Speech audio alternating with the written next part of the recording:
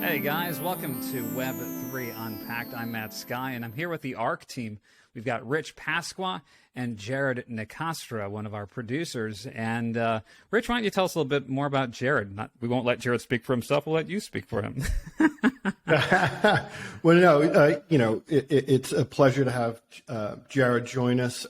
He is a phenomenal team member, helping us across producing the podcasts, editing. He does a lot of research and design production. So he touches a lot of stuff that we work on, but also he's a smart guy that is got his head in the whole entire blockchain space, especially around the NFT space. He's been quite active. So welcome, Jared. Would love to have you here, and let's get kicked off. And apparently. Go ahead, Jared. I just wanted to say, thank you for having me. As Rich said, I kind of have been living in this, NFT crypto world for, I would say, a little over a year now, kind of head first.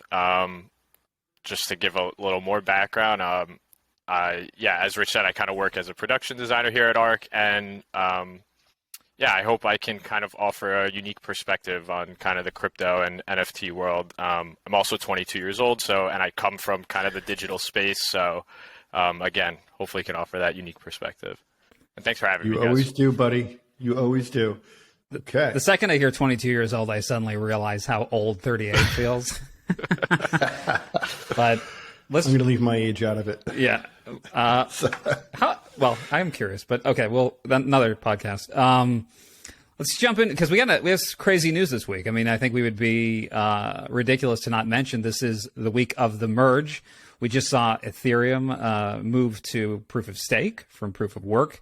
And it's a pretty significant thing. Let me just give kind of some of the figures, I think, as if anyone wouldn't know. But this is a quote from The Verge. Ethereum's electricity use is expected to drop by a whopping 99.9888% post-merge.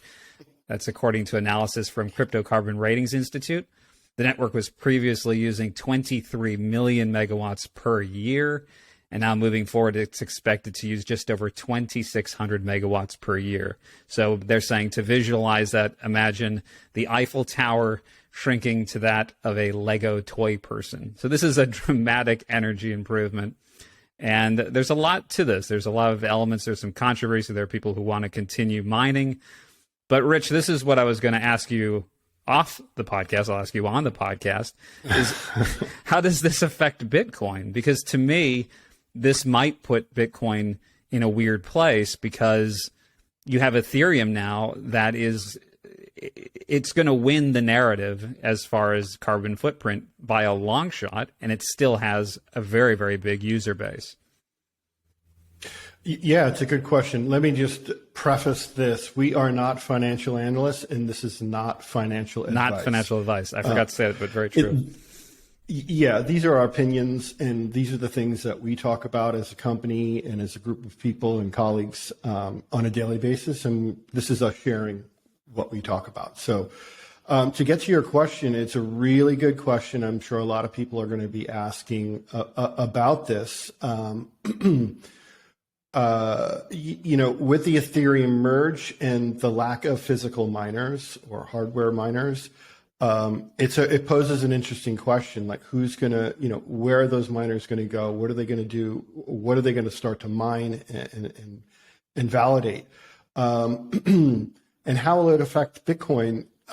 Personally, from a monetary standard, I see Ethereum as, and this is the whole thing with the merge and the Lightning Network and the speed and efficiency. That's all put in place because of the amount of transactions that are happening now and for the foreseeable future, which will grow exponentially through organizations, making trades, purchasing, right down to regular folks buying NFTs and other products on the internet. Now, how will it affect Bitcoin? I don't think it'll affect Bitcoin tremendously. I mean, if you watch, they generally kind of pace together, in their ups and downs within the marketplace. But I always see Bitcoin as a store of value, almost like true gold, right? So you have fiat, which you buy your coffees with every day and purchase your everyday goods with. Then you have gold or even stocks that you're investing in, blue chip stocks. That's where you want to keep your money safe and have it grow exponentially over time. That's the idea with Bitcoin. You'll never really see people trading. You'll see people trading on exchanges, but Bitcoin is something you hold on to. You care for it. You keep it safe. Water it twice a day. You water it twice a day, and then when you want to trade, you trade or take earnings. But I see Ethereum as a faster, a more detailed platform to build applications on, and really that's the future of what we're looking at. And that's when transactions and DApps become more prevalent. And that's where, people are going to be building on top of the Ethereum network as they are, and using it as a monetary way to kind of build and transact on a daily basis. Jared, what do you think from your undisclosed basement location of the merge? Any thoughts? We're looking at the price. The price is pretty much stable at this moment of recording, 1486.87. Yeah, I think the sentiment around the merge was, I think there was a little kind of misunderstanding of what was really going on. I think if you look at it for what it really is kind of just that energy reduction and moving the consensus mechanism away from proof of work to proof of stake. Now, if you can see that for what it is, then you understand kind of the complexities behind that. But I think a lot of people thought this would kind of be the end-all, be-all, and we'd move away from gas fees and get faster transactions, when in reality that's not the case. This kind of just sets the groundwork to deal with those problems at a later time. I think what we can celebrate is that they did tackle a pressing issue, which is reducing carbon emissions, so we should celebrate that. But I think people need to kind of truly understand what's going on and just take it for what it is. Yeah, and Jared, I think you and I were talking about before, the price dipped about 10% over the past 24 hours, which that's to be expected. Mm-hmm. But overall, it's basically cruising, I think, at a normal pace. But to the other, proof of work to proof of stake, I've heard people use the analogy of, two aircrafts, flying simultaneously together, and you're basically swapping out the engine of one plane mid-flight. And to the core Ethereum developer group, thumbs up, high fives. That's a tremendous feat over many, many, many months that they were working on this. So it's very impressive. But ultimately, it is, it's hours we're into this, not even days, so we got to give it some time to breathe and see how the markets will react and how the developer community will react as well. I know some of the other coins like Polygon put out a tweet that this is only good news for them, obviously a layer 2 protocol, that the same problems like gas fees and things aren't going to be fixed just yet. That's down the line. So to your point, Jared, we're looking at maybe energy improvements, but there's still, and I don't even remember what the breakdown was, but I know Vitalik was talking about surge, verge, purge, and splurge. I guess that's a very eloquent way of putting the upcoming steps for us to expect, but it seems like this is good just for the crypto space in general. No one is going to be knocked out completely. You're still going to see Solana. You're still going to see Avalanche. You're still going to see a lot of projects. And I think, to your point, Rich, when you see this kind of almost development miracles taking place in this space, it's a testament to the people in Web3, right? Like, we've got incredibly talented people working in this space. Some of the best minds right now are building on the blockchain, right? Yeah, absolutely. And, I always look towards the developer community, whether it be 2.0 or, 3.0, Web3, blockchain. Blockchain developers are a special breed. They are 100% dedicated to this cause. They really, out of all groups, including myself and this group, we believe in this. They believe in it. And they've put so much time. Some people, it's just a passion thing for them, because they know it will make transacting It is the future of transactions, but it's also the future of trust. And it's a much better network to work on, much more sophisticated, much more secure as well. So, hats off, definitely. Do you miss the old mining days? You've told us a bit, Jared and me about your old Ethereum mining days. It sounds so antiquated. Like, oh, how quaint. The old days of Ethereum mining.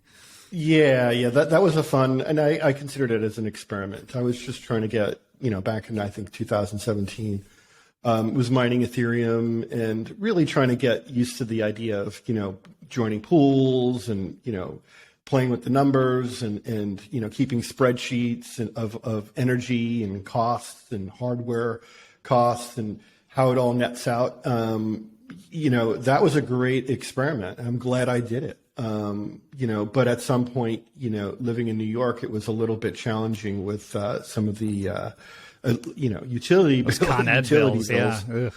Yeah, they started piling up, and then you have to crunch the numbers again, and plus your house gets really hot unless you create some elaborate cooling system. But overall, it was a great experiment for me. I learned a lot, and that was the goal. I got out of it what I wanted. Made a few ETH here and there with it, and life is good. So you cover your costs, you learn. That's all you can ask for. I guess the big concern now for those who want to make money on Ethereum is staking and seeing, there's that sort of 32 ETH solo amount that you have to be staking. But then I guess it appears, although I guess we're not 100% sure on all the details, but it looks like you can pool together, hopefully, so people will still be able to take, if I have 10 and you have 20 or something, and combine them together and still earn some money. But it's definitely a completely different model. And that makes me wonder, Rich, where do you think the miners are going to go? Because there were a lot of, is it just back to Bitcoin, I guess? Yeah, they'll any other networks that allow hardware mining or proof of work, they can go to for some of the smaller alts if they choose. But certainly Bitcoin is definitely the choice I would make. If I had to swap over, the issue is it's a little bit harder to mine.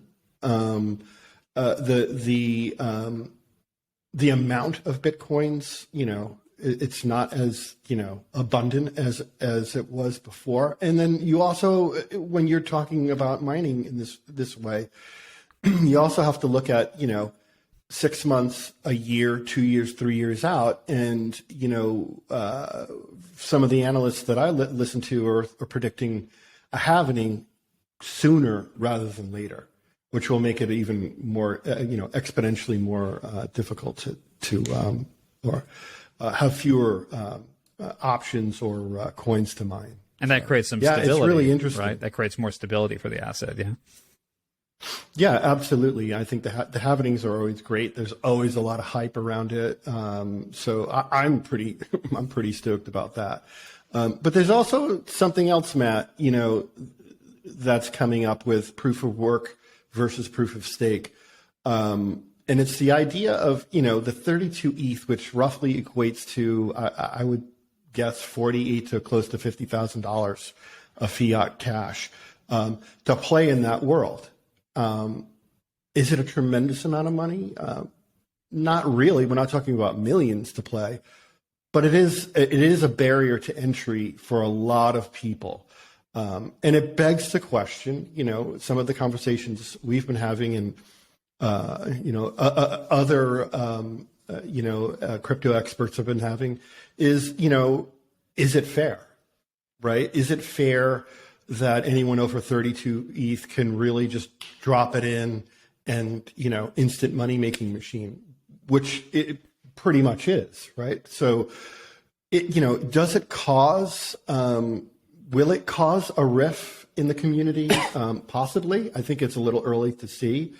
But the other kind of conceptual thing people are kind of pointing to is the idea of a truly centralized network going towards a more a decentralized network going towards a more centralized network. We don't know if that's going to have a profound effect on how people perceive it, because the whole impetus or the foundation of blockchain and cryptocurrencies is that it is decentralized, right? So I think you get a lot of purists looking at this and saying, hey, are we going more centralized? Because that's what we've been fighting against. So it's a really interesting question, like, community-wide, blockchain-wide question that we have to talk about and, explore over time. You're saying regulatory pressure on large stakeholders effectively, right? Yeah, so some of the bigger players within this universe have been, very compliant with regulations, and some people see that as a no-go. Like that's not good. You're giving in. Personally, and we've talked about this a little bit before in the past, Matt, is I think you do need some regulations. Imagine the NASDAQ running wild. It's crazy. It's hard to keep your hands, your eyes and hands on everything as as a regular investor or even a bank or a larger financial institution, because it can run wild and out of control. I think there are more inherent speed bumps put in place with cryptocurrency and cryptography in general. But it's still, we've seen some bad actors out there. We've seen some networks, hit the moon and then crash down, to the core of the earth. It's real, and some of these problems are, stem from, faulty arbitrage models or stable coins that are not truly stable. There's many fingers you can point at this. But at the end of the day, a little bit of regulation within a controlled environment is a good thing. Do we? It's like Pandora's box with this one, guys. Do we actually have people in place that want regulations that truly understand the space? My answer is probably no. There might be some folks out there that maybe flip sides and go work for the government or big banks or whatever. Right now, I don't think we're poised to make those right decisions together. The idea is together, and I think once the government, big banks understand that if you're going to set off and try and change the world within this world, there's a series of developers out there that are going to get together and they're going to beat you. Although, in fairness, Gary Gensler, he seems to understand it quite well, right? He's pretty. That's a guy. He taught crypto at MIT. I watched some of the courses. They're pretty. This is not someone who doesn't understand the space. Yeah, absolutely. Gensler definitely understands the space. Hopefully, you want people like that who have been playing and investing and building in the space to have a voice for a lot of other people. That to me, that position is a pressure cooker.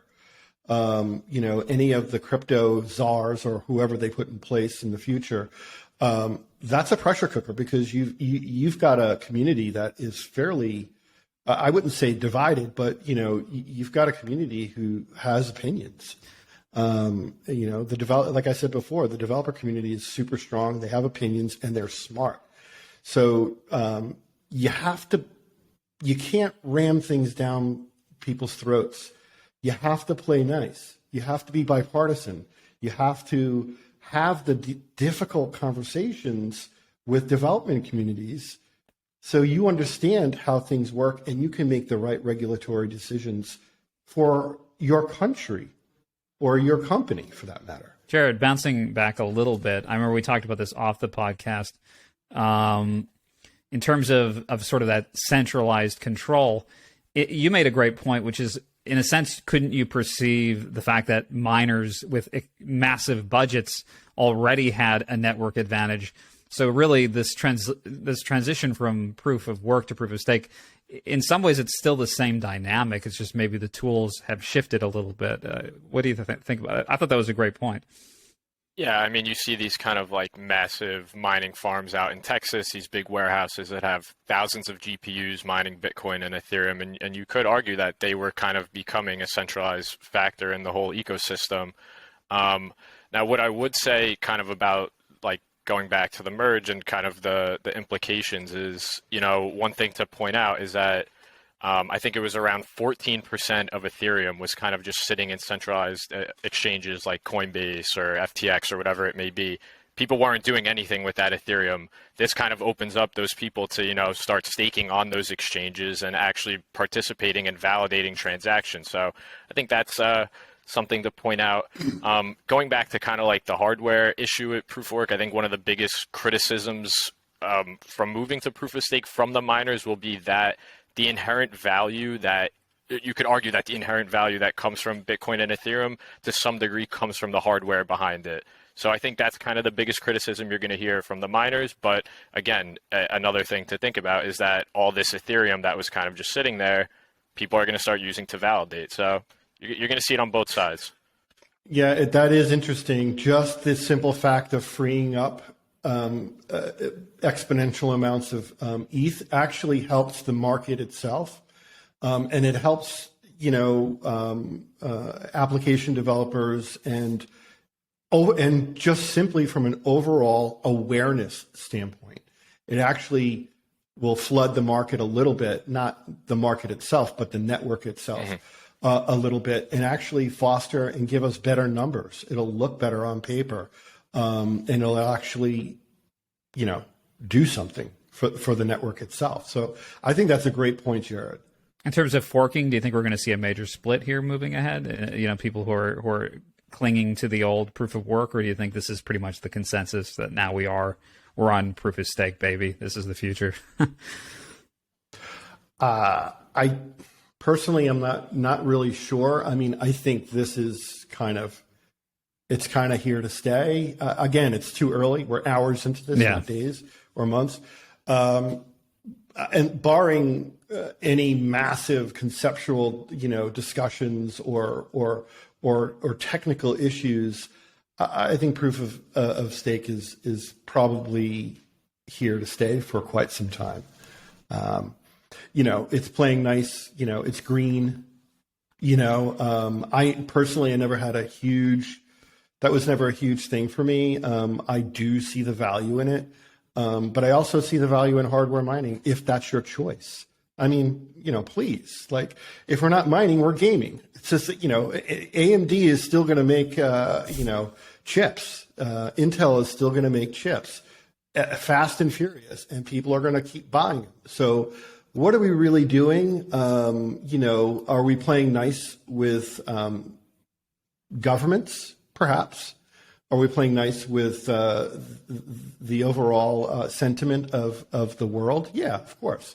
Going green is always good, and it's more efficient. But there's a lot more benefits to the merge than just the green factor. I mean, this may be a retrospective thing now that we're moving in this direction, but I really liked reading articles about the potential of encouraging green energy, and then that excess energy could go into crypto mining and rewarding people for switching to greener energy, using kind of flipping the whole narrative on its head, that actually your electric usage is encouraging that direction, not discouraging it. So maybe things like that will continue. Perhaps that's a Bitcoin thing. Matt, I think you're talking a little too rationally now. Let's back up. Let's get wacky. I mean, look. Yeah. Look what's happening in the United States with electric cars versus petrol, right? Or gasoline cars.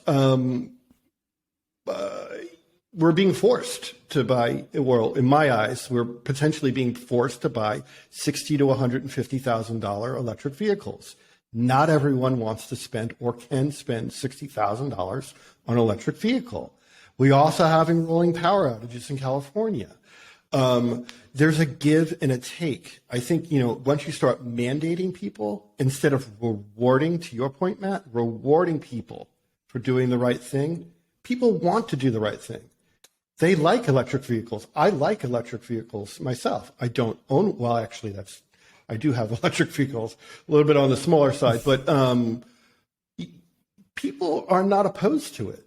It's when you tell them they have to is when they become divided. Wait. So again, not to get into politics, or it's just how you control the narrative and the conversation.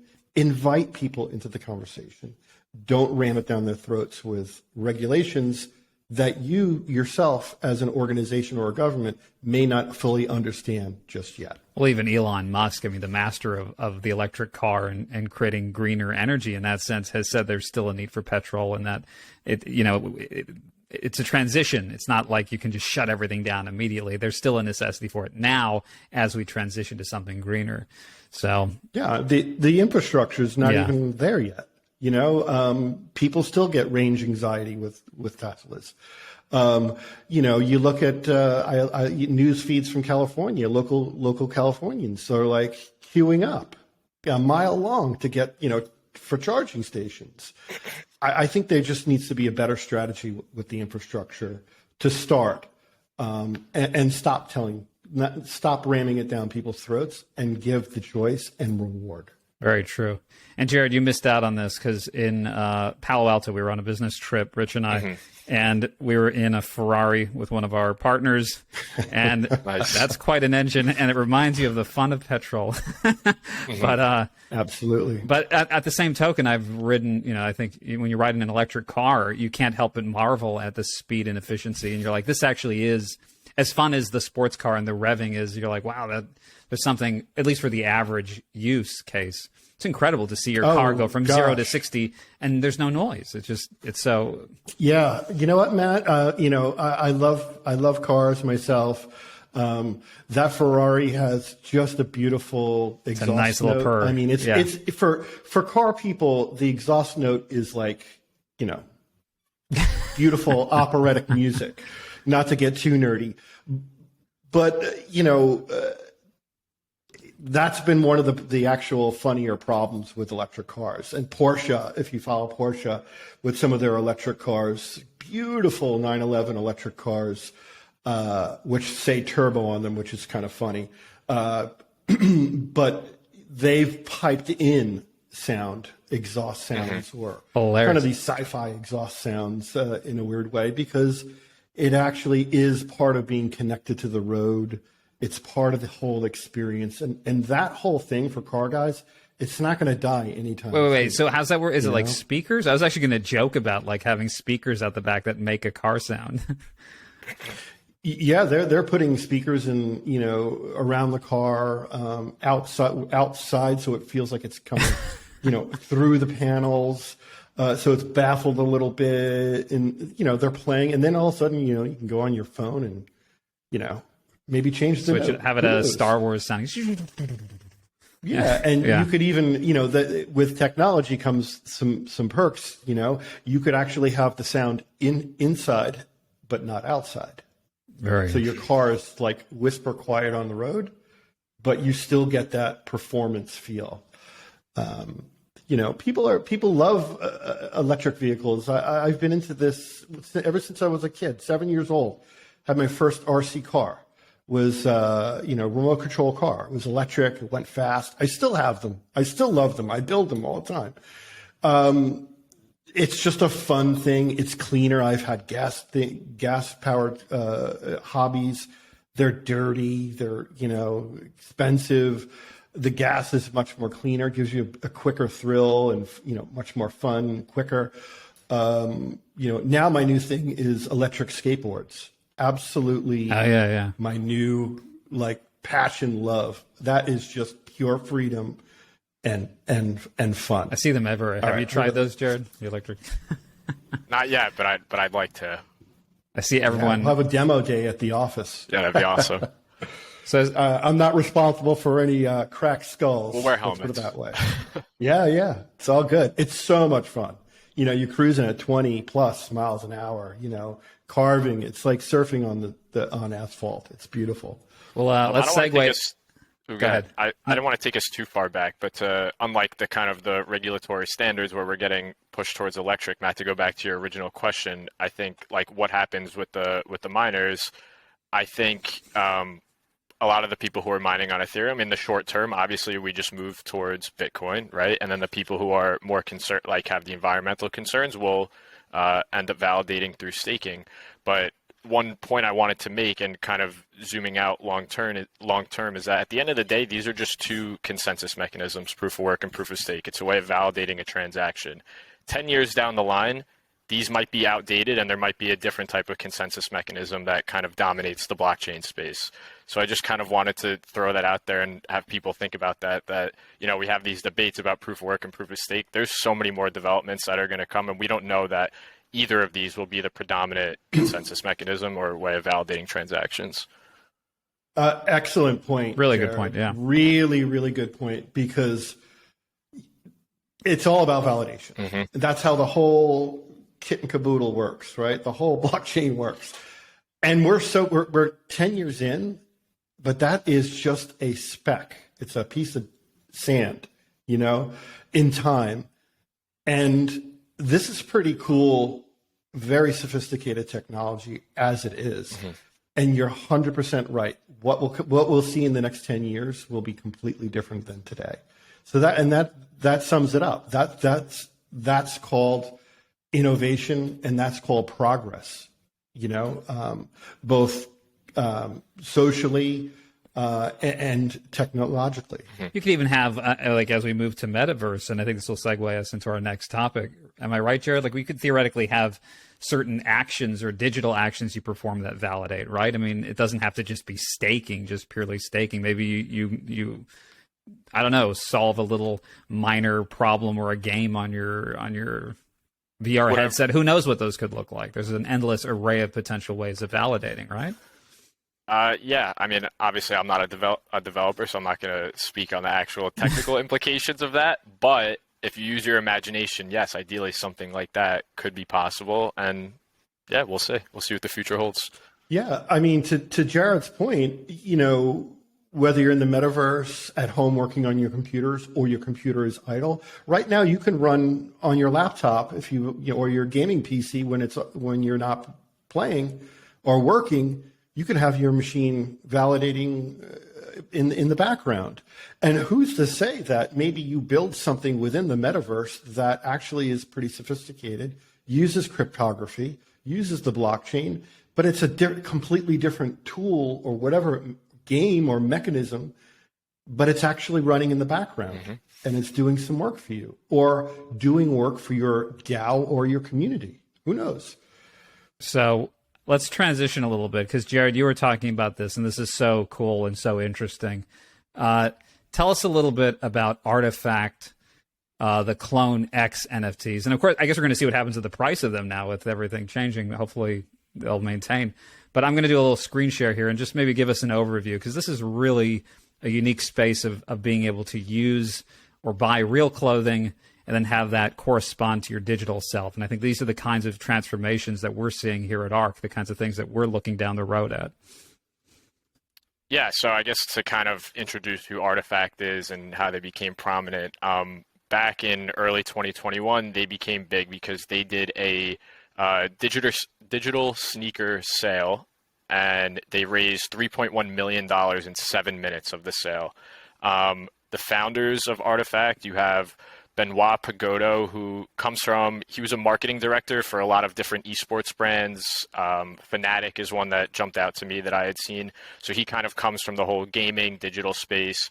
You have Chris Lee, who is a designer for very popular games such as Counter-Strike. He was a skin designer. And then you have this guy named Zaptio, who is like a very big fashion influencer in the space. So them three together kind of saw this big gap. And one thing that stuck out to me that Benoit had been talking about, I watched a couple interviews with him preparing for this podcast, is he felt like people and brands didn't truly understand how big the digital and gaming space was, and that they weren't branding it correctly or transitioning into their brands. So with those three brands together, they they all came together and started Artifact with that idea. And we'll speak on the Forge and what that is, but their whole idea going into it was, how are we going to bridge the gap between digital and physical? And I think that's kind of like the biggest thing with Artifact. And Jared, as we've been talking about this, it is fascinating. And Artifact teamed up with Nike, right? And then we were looking at what Adidas did. And this is a brand game, and this is a very valuable lesson to learn as branders, right? So to your earlier point, Jared, people in general, organizations, companies, brands, they don't really realize how prolific the whole gaming environment is, whether it's casual or multiplayer, consoles or gaming PCs or what. The entire universe is huge. The whole metaverse is going to be predicated on it. You can't ram old school marketing and branding techniques or thinking into a very, I would say, it's becoming more refined gaming environment, because people will sniff you out in 2 seconds and call you, call BS on certain things. And certain marriages or unions or partnerships don't always work, right?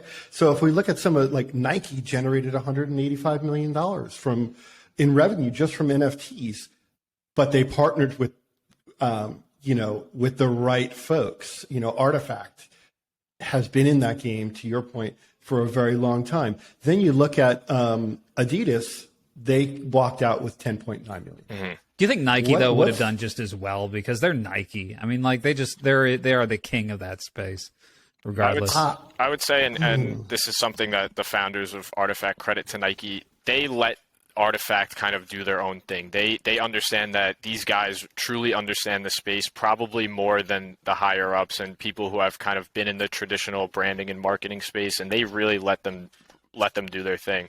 A quote I wanted to share, and this comes from Benoit, one of the founders. He says, "We started with the vision that in the future, what you possess digitally will be more valuable than what you possess physically, both on emotional and an economic level." I think that's a very impactful statement, and he's thinking in a way that a lot of brands aren't. But in the future, I think that's something that these brands will kind of have to adhere to, and it's not going to be such a transactional kind of thing anymore when it comes to a consumer and the brand. It's going to be what can the brand do for the community, and I think that's kind of like a big transition that we're going to see. I also think that Artifact, in the group, the organization, the company, they have their finger on the pulse of what's actually going on. Who are the hot artists? Where are our users? What are they tuning into?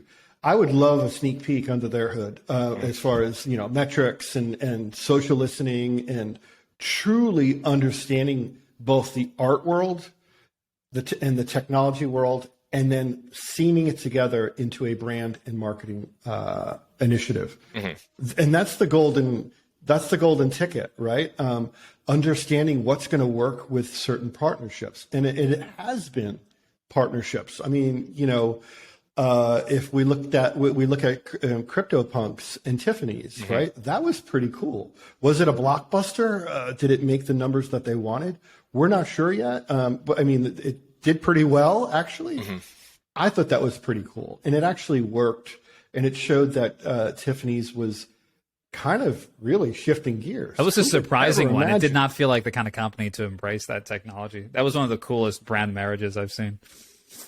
But that's where I'm going with Artifact. They get it. They Murakami, hot. The marriage between Murakami and sneakerheads, and gaming and skins, and boom, win. Like, it just checked all the boxes.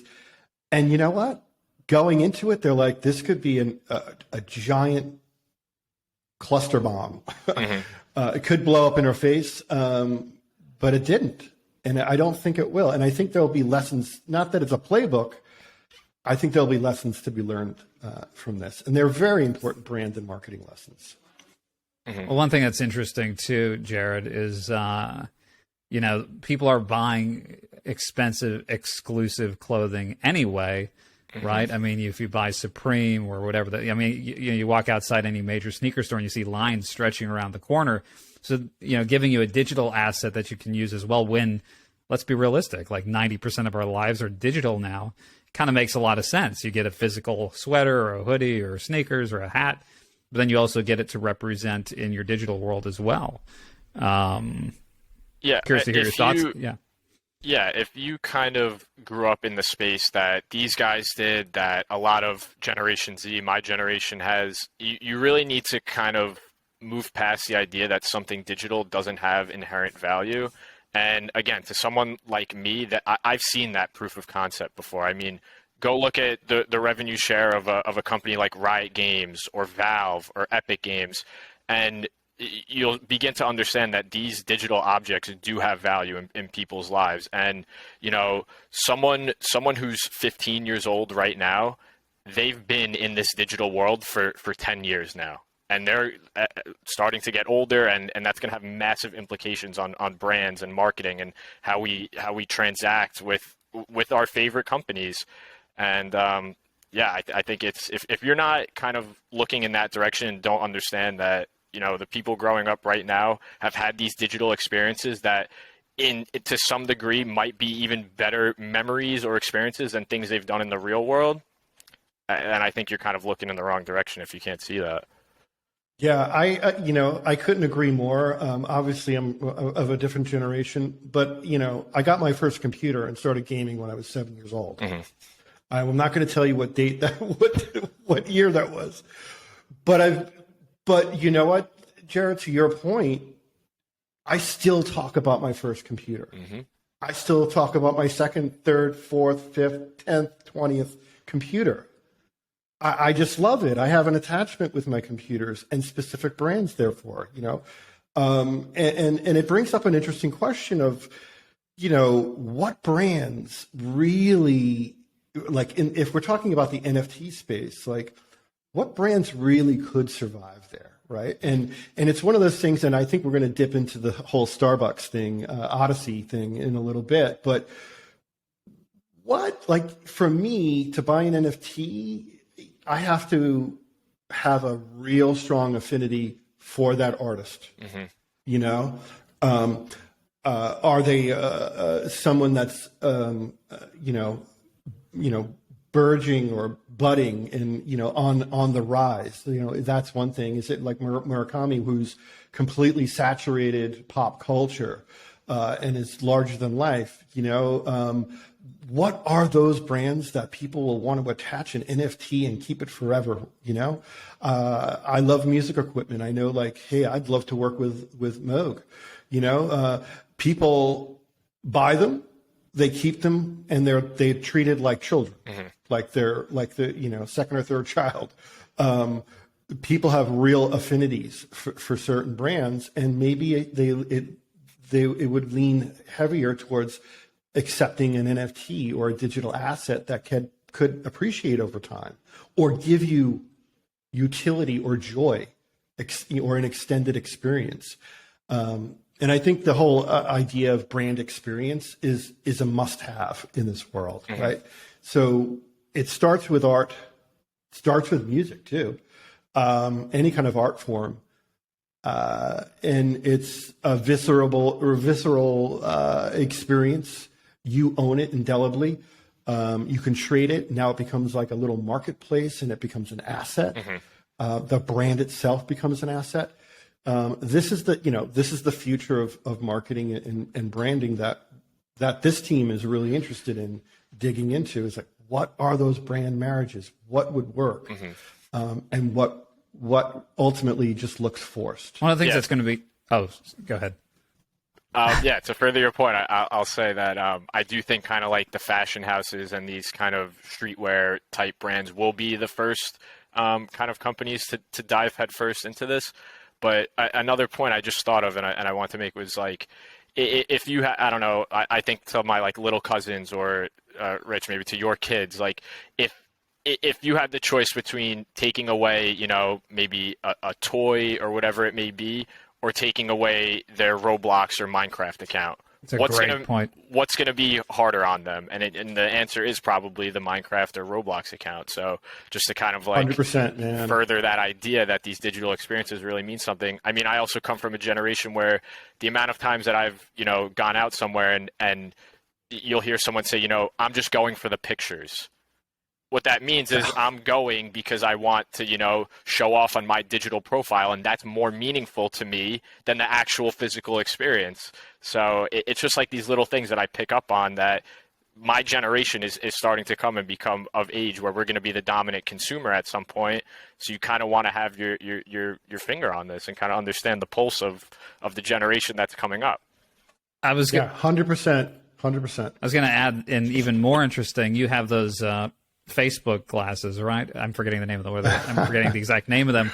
But when we look at AR and you look at the concept that, say, we buy an NFT, you buy a shirt in the digital space, if we're wearing these glasses all the time, you're going to see the representation, the digital representation and the physical world completely blend. Like right now, we're still kind of in Clunkyville because you hold a phone, which is this kind of, it's your AR device sort of, but you have to hold it up, and we're constantly holding this thing. But once it becomes more integral, anything you buy, anything you wear, it's there everywhere, like literally everywhere you go. Yeah, I agree. And I listen, what the scope of kind of that AR world looks like, I don't know. But I think if you're just looking a little bit further ahead in terms of like user experience and what's coming up next and kind of meshes well with this whole world, you are right. It is that kind of AR glasses experience. And, now you walk around and you're wearing what in the real world is just like a plain t-shirt, but it has this NFT attached to it that when you're looking in the AR glasses, it does something unique, or you could see that it's a 1 of 200 Fear of God t-shirt, whatever it may be. So I think you're kind of hitting the head of the nail on that one. Oh man, that sounds slightly sci-fi and fun. You ever see the movie They Live, where if you put on the glasses, you can see all the obey the alien kind of posters, and it's a whole alternate reality. Super cool. Yeah, you could be wearing fashion. In fact, we should talk about this, Jared. Creating fashion that only could be seen through augmented lenses or whatnot. That, I think, is a pretty hot idea. Or maybe it only activates something, like it's a regular shirt until you put on the glasses and then a dragon is coming out or something. Yeah, wacky hidden like QR that. code or something, or some kind of code. That's fascinating. It's always weird the way these brands become popular. You look at like Supreme, and Rich, we've talked about this a little bit. Like Supreme, people think Supreme is original, but Supreme has sort of a unique history, right? It actually is kind of a clone of a previous idea anyway, yeah? Yeah, it's one of those things. Having been in technology and especially design for so many years, everything is a derivative of something, right? And what is truly unique? Usually, what's truly unique is actually what's happening with Artifact and other companies and other collaborations. It's the merging of old and new, and making something interesting. In terms of Supreme, that was co-opted by Barbara Kruger, a graphic designer who did, advertisements in the 70s and 80s, fairly prolific campaigns, really big, bold, knockout, red, white, Futura type messaging. And that was co-opted by Supreme. Supreme now has been co-opted by every single individual. I feel like there's nothing where I don't see that font memified somewhere. It kind of is like, it's like the reverse conversation of an NFT. Like if you to Jared's point, if you understand NFTs and digital assets, you're like, yeah, sign me up. Love it. I want that, this, that, and the other thing. You get involved in every aspect of it. But Supreme was co-opted before, stolen, and reproduced so much that it's no longer Supreme. Is it fair to say it's stolen, something though? else? Because in a sense, isn't that art? Isn't art sort of the dialogue of just taking someone else's thing? And, like I think of Andy Warhol and the Campbell soup can. I mean, that's not technically his design, but it's redefining someone else's work and then repurposing it in a new way. Absolutely. I mean, Andy Warhol is a great example. But he was making a political or a social statement with his work, meaning I'm going to turn the fine art world on its head and mass produce. Actually, his studio is called The Factory for a reason. He was a master of branding. He was the original NFT factory. but basically, yeah. I mean, he's like, I'm going to put out, a series of headshots of presidents, one president or a famous actress, and reproduce it 1,000, 2,000 times with slight color changes. That's NFT generation. Like that's what we do on NFTs. You know, we want 1,000, but we want to augment them just a little bit so everyone feels like they have something special. Mm-hmm. But the commentary was, art is not that special, and here's why. I'm going to reproduce it. And in turn, he turned it into a new art form. And Rich, I'm kind of curious on your thoughts, and I think you could kind of harp on this pretty well. I feel like when you start to think about the idea of these brands kind of creating value for their communities, right? Right now, on the topic of Supreme, I go out, I buy a Supreme T-shirt, I wear it around. Cool. At the end of the day, it was just a transaction. I'm supporting Supreme. It's a brand I like. What does it do for kind of the way you feel about a brand when they're now creating value for you as someone who supports them? How, I feel like if that's the direction we're going on and brands are doing this successfully, these other brands don't really have a choice, and they're going to, it's going to become an expectation that if I'm supporting a specific brand, I'm also getting something back, and maybe I'm also providing something to that brand as well. Well, I think there's it's a really great question. I think from a branding perspective, since the dawn of advertising and marketing, the idea is that there is a bit of give and take. Mm-hmm. Most of the brands just really kind of take. Mm-hmm. As we go, it's a much more philosophical question, actually, mm-hmm. or discussion, in the sense that the whole advent of Web3 is the people taking control back, mm-hmm. whether it's their data, their investments, their whatever it is, information. Brands now have to give back a little bit more. And I think they're going to have to learn that delicate, that gray area. What is that sweet spot in which I'm giving too much and it costs too much to actually do, or it's just enough that people feel like they're included. And people want to have, like our earlier conversation, they want more of an attachment to brands. Mm-hmm. They want it. If they love it, they'll go after it. But it is that delicate balance between, what you're going to give. And I think every NFT, whether it be art driven or very sophisticated next level NFTs, like truly smart contracts, have an obligation to give the end user utility. Mm-hmm. Give them something back. It might be in the world of artifact. It's very interesting. They could take that a next step further, and it's like, well, I got the shoes, I got the NFT. It's my swag. Mm-hmm. I'm going to share it on my social networks. Now I can wear it in my games. Like, that's cool. That is true utility.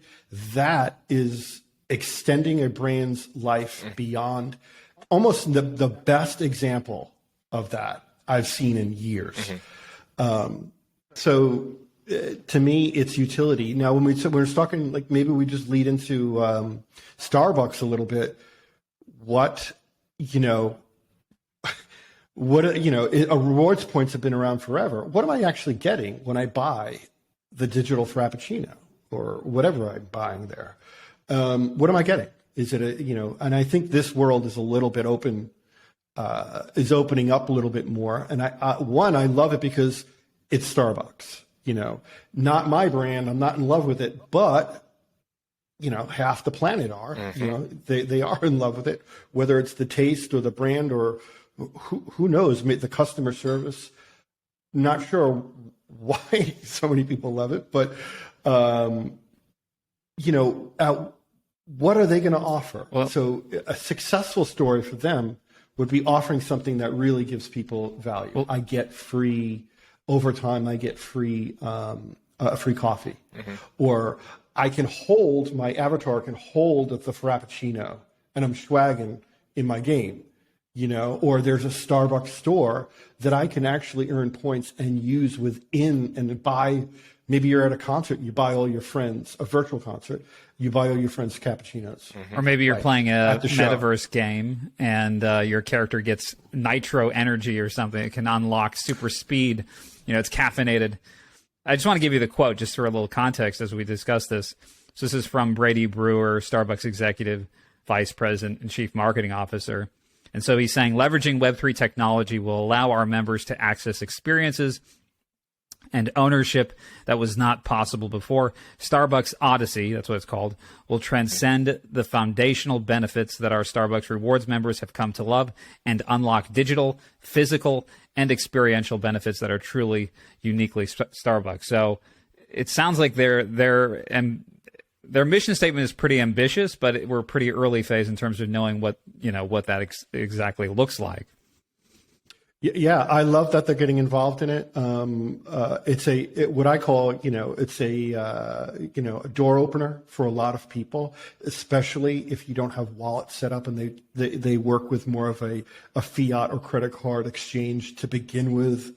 It's connecting those dots that you just mentioned, all of those little touch points, physical, digital, experiential, in-store, out of store, how they connect the dots. That's what will make them shine or not. Are you a big Starbucks guy, Jared? No, not necessarily. I love their brand though, and I do think people really have a big affinity for Starbucks' brand. And over the years, watching it develop, it's been very interesting.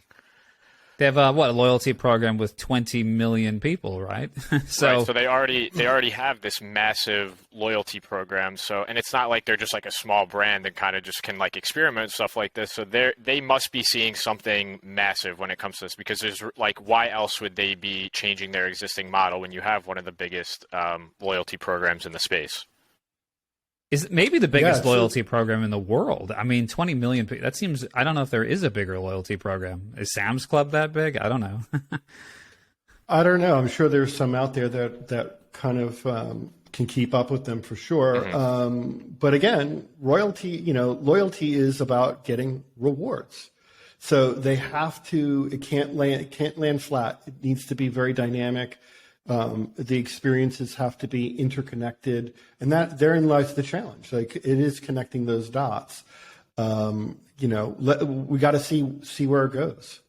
I think they can really kind of bring up a discussion, and something we talk about all the time, and I think it's one of our core beliefs, is that kind of the biggest thing that we need to see happen to drive Web3 adoption is kind of, easier access, better usability. And one thing I had mentioned yesterday that I wanted to kind of repeat was like something like an NFT. For that technology to become adopted, I think we truly need to stop using the word NFT. And the day where that comes, we will see kind of mass adoption. And like, in my opinion, the most important thing that we're seeing from Starbucks Odyssey is that, they're not even using the term NFT. They're not even using the term wallet. They're using stamps instead of NFTs. And I think if that can stick, and things like that start to happen with brands, Web3 adoption will kind of just happen naturally, and you won't even really know that it's happening. I have mixed feelings, and that's a fantastic point, Jared. NFTs, the term could be contested six ways from Sunday, just from a naming standpoint. But the idea of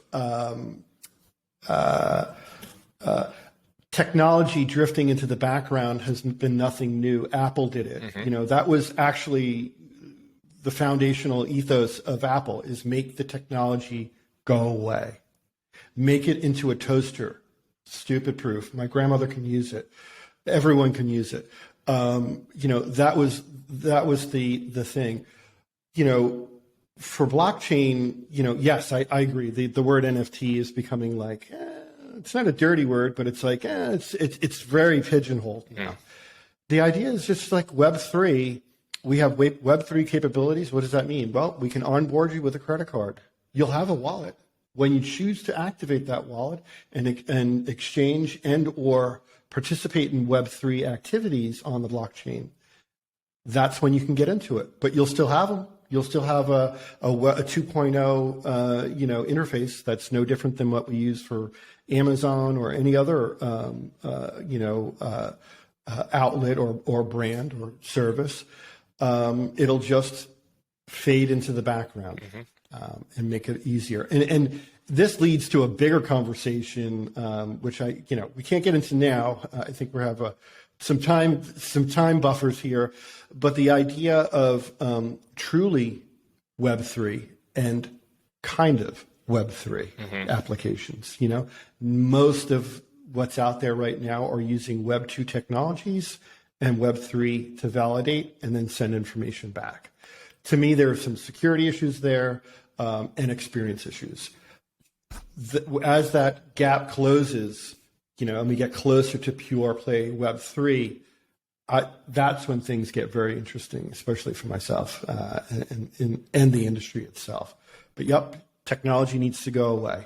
I also think it's going to be interesting to see how much, and it is a good point, Jared, like they're really, every time they say it, they're calling it a journey stamp, and then in parentheses NFT, just so you understand what they're talking about, but they're really not leaning into that term.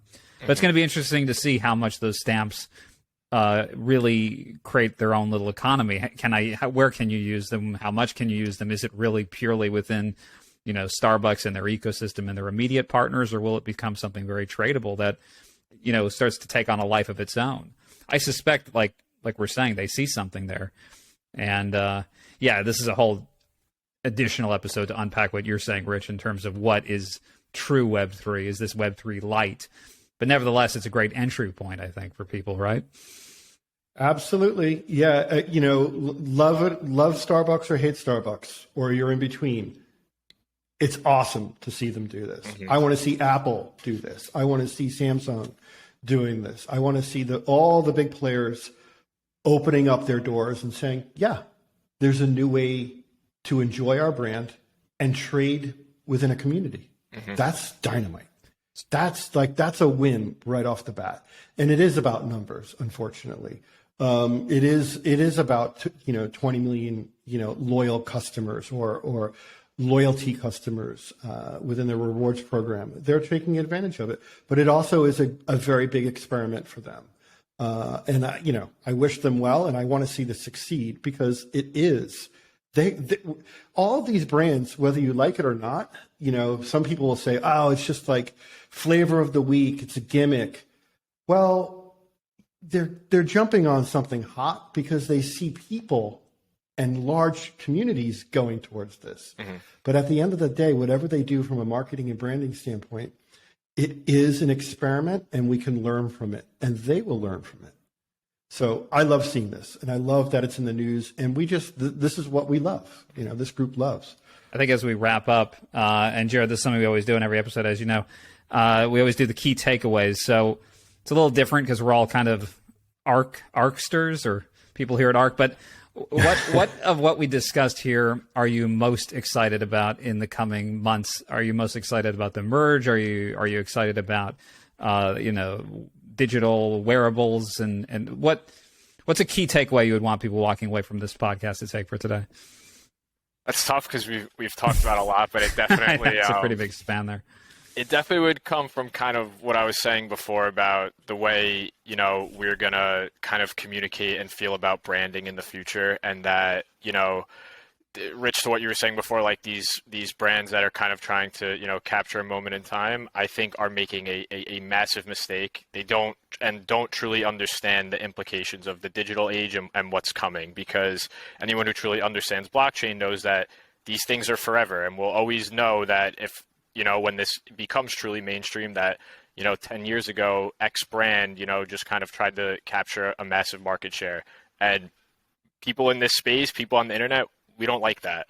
And so that's kind of what I would want people to start to think about is what's coming next, and how the younger generation has kind of interacted digitally.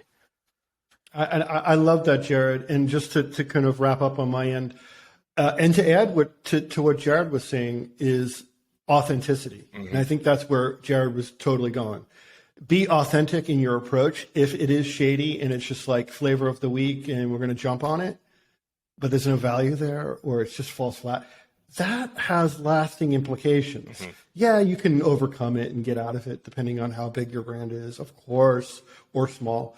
But that's authenticity is king.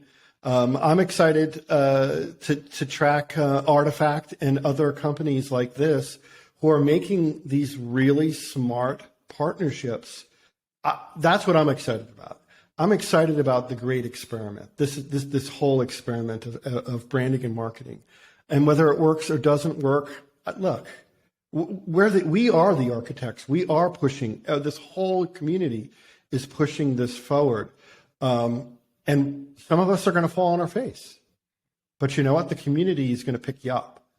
And, barring if Do Kwon, I'm not sure about these days, but, they're going to pick you up if if you didn't radically wreck someone's life or community. It's a very welcoming community, and I'm looking forward to what brands are going to actually do with this and how they're going to harness the power of their brands. I'm definitely into the merge. Too early to say anything really poignant about that or any results on that. But I think it's gonna move forward. I think the benefits are there. It's a smart strategy that Vitalik and the core developer team has put together, and I think it'll do quite well and blossom over time.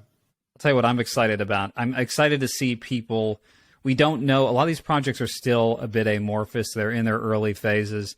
But I'm excited to see people doing something. I'm excited to see them moving forward with enthusiasm. And this reminds me of a quote from Steve Jobs. I think he said a lot of things, but I think this is one of his best quotes. And he says, "You can't connect the dots looking forward. You can only connect them looking backward. So you have to trust that the dots will connect in your future. You have to trust in something, your gut, destiny, life, karma, whatever." And I just think that's so true for blockchain right now, that we all know there's something on the horizon. Everyone's looking for that airtight description, but we're uncovering it. We're unpacking it. That's what we're doing here on this show. So absolutely. So yeah, and that's the fun part. It's a challenging part, but it's the fun part.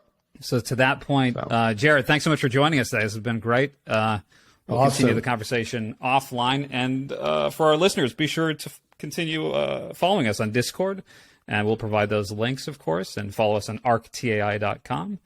And we'll let you get going, Rich. So thanks, everyone, for joining. Thank you so much, everyone.